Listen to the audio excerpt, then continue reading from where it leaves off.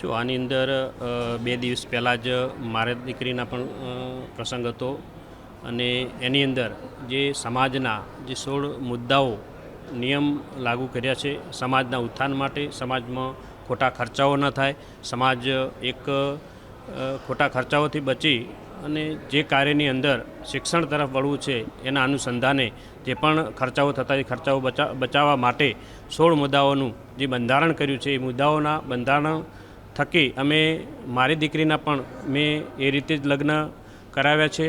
જો આ સમાજ છે, સમાજના જે નિયમો છે નિયમ મુજબ રહેવું જ પડે. હું પણ કરી શકતો તો મારે પણ મારી દીકરીના લાડકોડથી લોકોને આશીર્વાદ આપવા માટે મારે પણ બોલાવા હતા.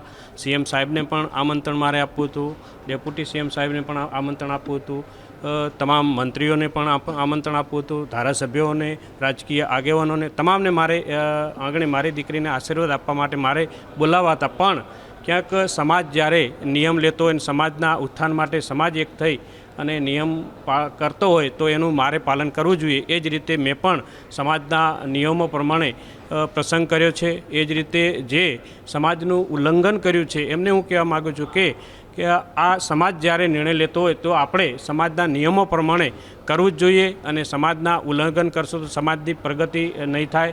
સમાજને જે દિશામાં ચાલવું છે એ દિશામાં સમાજ નહીં ચાલે. એટલે તમામને હું વિનંતી કરું છું કે તમામ સમાજ સામેથી ફોન કરીને અભિનંદન જ્યારે મને પાઠવતા હોય કે તમે જે આ નિયમોનું પાલન કર્યું છે એ બદલ તમારો ખૂબ ખૂબ આભાર એવા અભિનંદન શુભેચ્છાઓ પાઠવે છે. તો તમામ સમાજ સપોર્ટ કરતી હોય તો સમાજને તો પાળવું જ જોઈએ. એટલે જે પણ ઉલ્લંઘન કર્યું છે એ ઉલ્લંઘન ન થવું જોઈએ.